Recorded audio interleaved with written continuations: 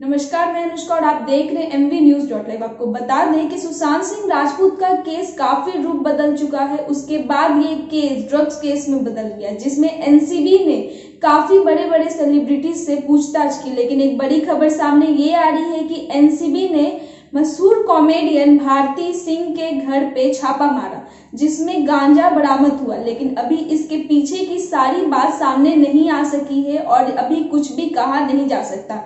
आइए डालते हैं खबर पर नजर और जानते हैं इस खबर के बारे में। बॉलीवुड एक्टर सुशांत सिंह राजपूत मामले में ड्रग्स एंगल सामने आने के बाद एनसीबी की जांच जारी है।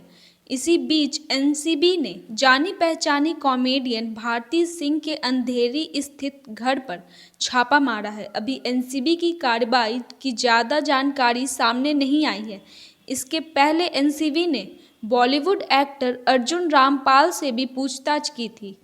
ड्रग्स कनेक्शन को लेकर दूसरे स्टार से लंबी पूछताछ हुई थी। Comedian Bharti Singh the Kapil Sharma show की जानी पहचानी कलाकार है।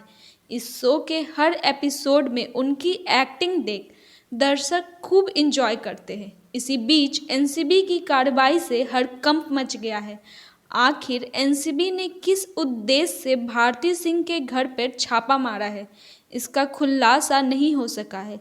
मीडिया रिपोर्टर्स की माने तो एनसीबी जांच कर रही है, इसके अलावा कुछ भी पता नहीं चल सका।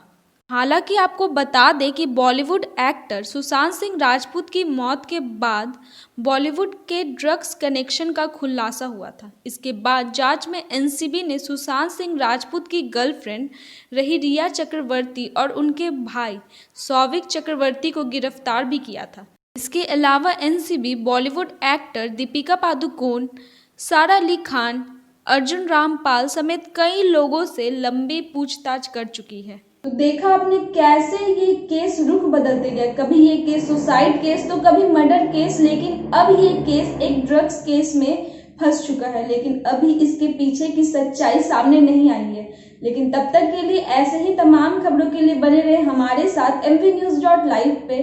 और अगर आपको हमारा वीडियो पसंद आए तो जाते जाते चैनल को लाइक शेयर और सब्सक्राइब करना ना भूलें।